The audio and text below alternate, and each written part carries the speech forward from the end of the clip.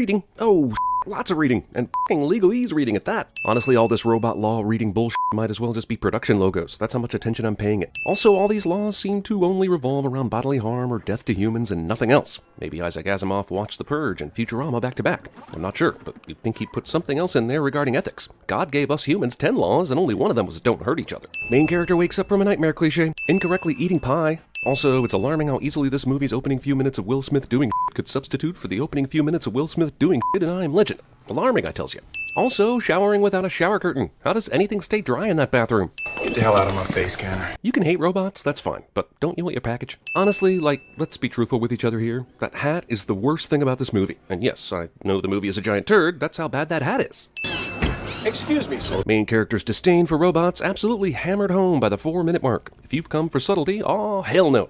Also, if the robots have all the jobs, what's the unemployment rate like in 2035? Closing in on 50%? God damn it, young Shia LaBeouf dragged this movie into him, didn't he? Stop cussing, because you're not good at it. That's for sure, but still, he said, let me borrow your damn ass keys, which is more an assault on basic grammar than it is an assault on cussing. Actually, he barely even cussed. Whatever, I already hate this movie. Nice going, movie. At the beginning of Spooner's sneaky crawl, he's only at the second opening in the hallway, but as soon as Gigi says, "You talk to Marcy?" he makes it all the way to the stairs, making Spooner the fastest stealth crawler in the world. Congratulations! When I was coming up, we didn't just marry someone, then divorce them, then not talk to them. Ah, old granny, you're as stuffed with exposition as you are old. Sweet potato pie. Why the hell does he keep eating pie like this? I don't know. I don't live in the future, but isn't assuming a running robot carrying a purse is a thief kind of a huge leap in logic? Hey, stop! This robot is violating the second law. You've already forgotten the laws, you say? Me too. This is a long-ass parking garage. I think it's about time we recognize Will Smith's Tom Cruise-like ability to run in most of his movies. Men in Black 2, I Am Legend, I, Robot, Bad Boys 2, Enemy of the State, Hancock, Suicide Squad.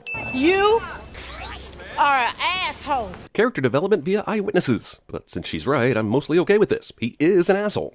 How many robots have ever snatched a purse? To be fair, snatching a purse is not in violation of any of the laws. Theft isn't technically harmful. And when you're a robot, everything is technical. Discount Stark Tower Khalifa. I'm sorry. My responses are limited. You must ask the right questions.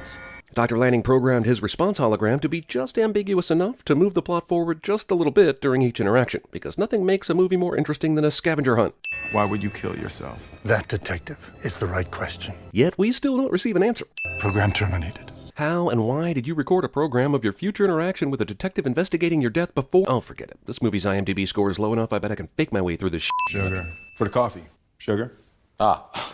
Oh, you thought I was calling you Sugar. Ladies and gentlemen, comedy. I don't know, maybe you simply would have banned the internet to keep the libraries open. You motherfuckers closed the libraries? Monsters! That's the most fucked up thing in this entire movie. Lawrence told me to accommodate you in any way possible. Really? Being pretty rapey. Little known fact, Tom Brady left girlfriend and baby mama Bridget Moynihan for Giselle because of how bad this movie turned out. True story. Danny Amendola told me. Apologies. There appears to be data corruption. So no video of the suicide murder? Great. This might as well be set in the 50s based on the evidence he has to go on. Also, Spooner, who has been overly suspicious of everything thus far, glosses over the data corruption excuse without any further questioning or investigating. Every time he puts on the hat, this motherfucker takes the extra time to ensure the left side is covering 30% of his ear, and it's maybe the most annoying thing ever, not having vertigo. Not these laws. They're hardwired into every robot. How are they hardwired exactly? Are there 3 separate first, second, and third law wires that are installed? A robot can no more commit murder than a human could walk on water. Well, you know, there was this one guy. Stealing the if he's not guilty, why did he run motive from every episode of Matlock ever. Holy shit. Robots constructed to serve coffee and be butlers were also constructed to survive 18-story jumps. And mostly I'm just asking, why? Police! He got down here that fast? F***ing no. F***ing not bloody likely. Jesus. Thank God he hit the whatever with his bullet that conveniently drips out liquid mercury 1 drop at a time so he could track this thing. I mean, imagine if that hadn't happened. You've heard it. Badly. Badly is an adverb, meaning that the method Will Smith used to hurt the robot was poor, when what you mean to say is that the robot's wounds are severe. Do you see me on the phone? All the more reason you shouldn't be driving. Audible skidding sounds from a hovering car.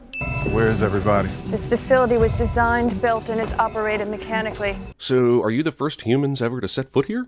Where are the checks and balances, people? I want to trust robots as much as the next guy, but I can't do that as long as I know you're letting them run this free. Why give robots super strength? You're just asking for an army of passionless creatures that can't be defeated. All of those SWAT team bullets managed to miss. Insert Stormtrooper joke here. All those bullets, and you simply needed to think like Spider-Man to bring him down. What if I'm right? After several minutes of the boss explaining how stupid his theory was, this guy still changes said boss's mind with a simple "what if I'm right?" If everyone believes that this robot doesn't have the capacity to kill, then I guess these 6 guards are actually just an a cappella group or something. My father tried to teach me human emotions. They are difficult. I'm going to choose this moment here among many to praise Alan Tudyk for his performance in this film as the robot, and will take 2 sins off a movie I know will go on to earn enough for that 2-sin reduction to not affect the ultimate score, but still show respect for an actor who is great. Can a robot write a symphony? Probably, yeah. Maybe even a kick-ass one. I think maybe your anti-robot prejudice is making you say some stupid Super tiny cell phones of the future. Imagine struggling to tell the difference between your phone and your flash drive. That's the future. There isn't some hard kill switch on these robots. Even Data on Star Trek had an off button. Meanwhile, at the Ovaltine Cafe? What the f***? You want me to call your grandmother? Because I will, you know. How cop bosses talk to their detectives. Total $46.50. Inflation. Demolition scheduled for 8 a.m. Spooner doesn't question why this is going to be demolished. It's a large mansion, still fully furnished, and contains Dr. Lanning's personal materials, and possibly very useful information. Yet USR is going to destroy it, and no one's going to worry about it. Welcome, Detective Spooner. Spooner still has access to Lanning's house for some reason. There have always been ghosts in the machine. Roll credit. Oh, wait, wrong movie. Beat it. Will Smith learned nothing of the usefulness of cats from his time on Men in Black. This cat somehow doesn't scratch off Will Smith's face during this sequence, suggesting the movie has never catted. This thing just broke through the hallway window upstairs, and a good 40 feet from here. Not only do I not think it can move fast enough to be here right now, it also seems to be destroying the house based on what room Will Smith is in, which is absurd. Also, he survives this and everything else that happens in this scene, which is some astronomical bullshit. Like this, for example. I mean, did you see that? Even the cat is James Bond right now. Jesus. The English language has no words for how much this pissed me off. Therefore, I will resort to French. Also, most convenient moat pond ever. Also, this cat just went through all that and then got dunked underwater and still has not clawed out even a single one of Will Smith's eyes. Also, this cat was definitely covered in water for the sake of this scene, which, if you know cats, basically qualifies as animal torture. Whatever, as long as no horses were harmed in the making of this movie, I guess we don't care. How does he know where she lives? What happened to you? Calvin says this instead of, "Why are you at my house? We just met this morning and I don't like you." He postulated that Every conversation between these two goes like this. Spooner asks a specific question. Calvin gives Spooner a ridiculously complicated answer. Spooner goes, "What?" And Calvin scoffs and says it normally. They do this because she's a smart person, he's a dumb person, and runtime. suggested that robots might naturally evolve. Awesome. You still went through with making them then? You want something to be wrong with them. This is a personal vendetta. Maybe, but as a woman of science, that shouldn't matter. He has evidence enough to form a hypothesis. Just let him work it out, yo. You are the dumbest, smart person I have ever met in my life. Well, you've clearly never met Chris then. I mean, me. Chris will be mad if I make that joke about him, but I'm concerned it's not funny enough if I make it about me. Maybe Barrett? Ah, f*** it. Will Smith makes pretending to drink whiskey look like an impossible task. If robots aren't supposed to have emotions, then why does this one look so sad? Yes, hello, I'd like to report a complaint regarding my NS5. It keeps giving me seductive looks while it chops phallic vegetables. Future security systems don't need your fingerprint or your eye scan, just the butt end of a balled-up fist, somehow. Access USR mainframe. Accessing mainframes and doing general detective work while driving at a high rate of speed. It's convenient that there are no other drivers on this interstate that runs through urban Chicago, so these giant robot trucks could attack in this formation. Oh, hell no. It's not a Will Smith movie if he doesn't say, "Oh, hell no," or "I mean damn." You'd think that they'd come up with a less expensive way to try and kill Spooner, but it seems like they went with the most expensive way.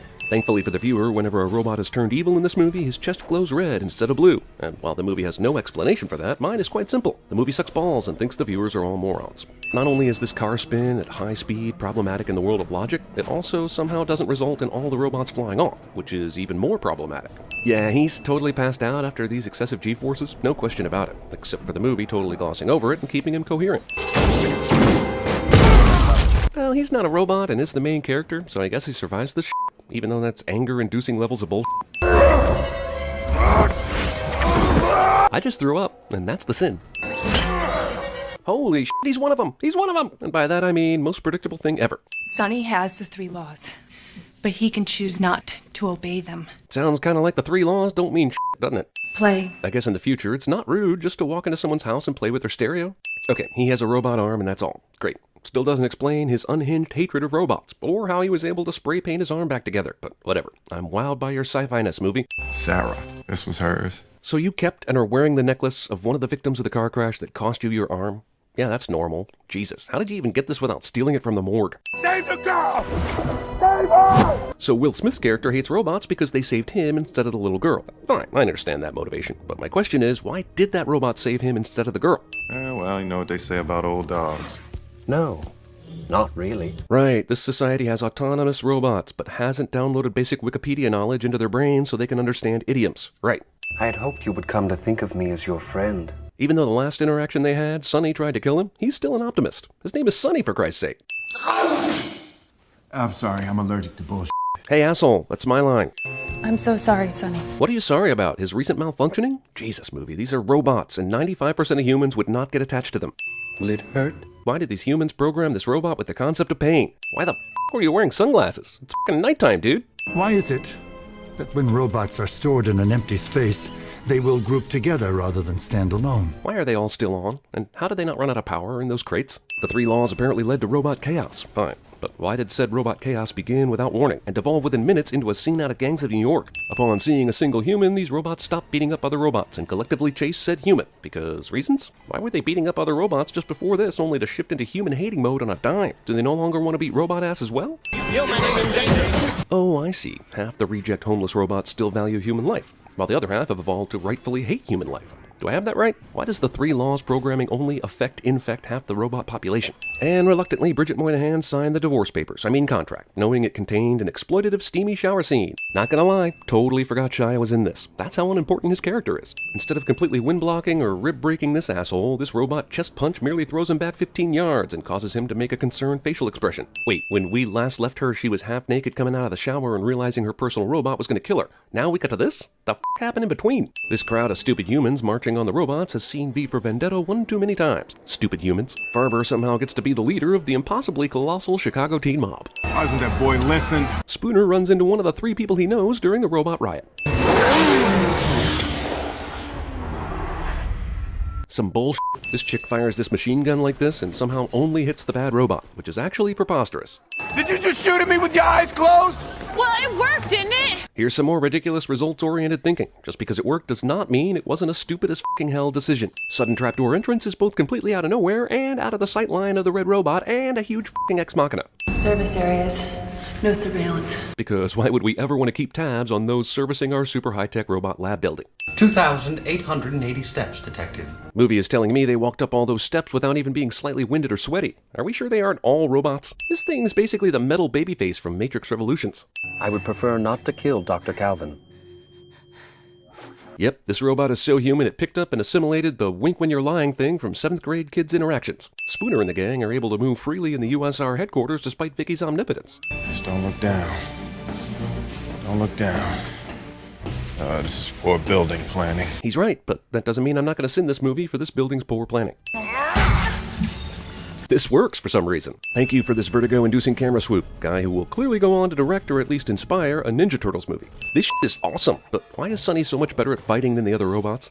Again with the vertigo camera twirl? Jesus, Alex Proyas, you made good movies once upon a time. What the f*** got you so obsessed with this swirly camera shit? Because it's f***ing annoying. Movie makes sure Dr. Calvin devolves into Mary Jane Watson by the finale. What is this glowing center pillar made of? And why can he kind of grab it and slow his descent? And what is it made of? And why does this movie hate me?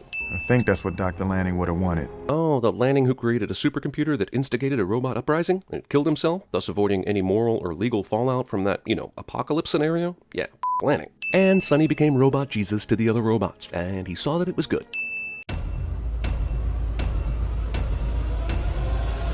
Just what do you think you're doing, Dave? Freeze! LSPD, freeze! There is a robot in this formation that does not belong. Identify it. I am Bender. Please insert girder. One of us. Google gobble, Google gobble. One of us. 1,800 pounds of do whatever the heck I want.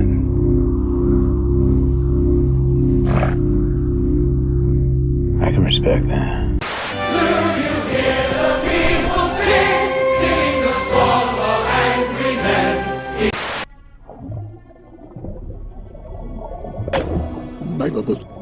Sugar. I'm sorry? Give me sugar.